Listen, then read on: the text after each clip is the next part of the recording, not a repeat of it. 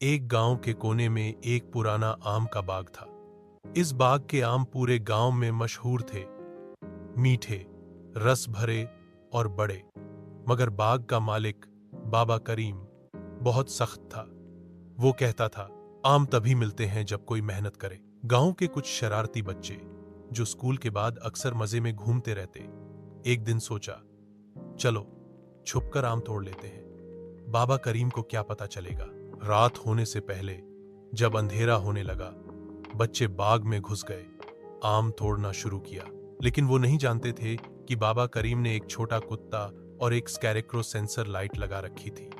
जैसे ही बच्चे आम तोड़ने लगे, भू भू कुत्ता भौंका, लाइट चमकी, बच्चे डर के मारे चीख उठे और भाग गए। एक बच्चे का जूता तक वहां रह गया।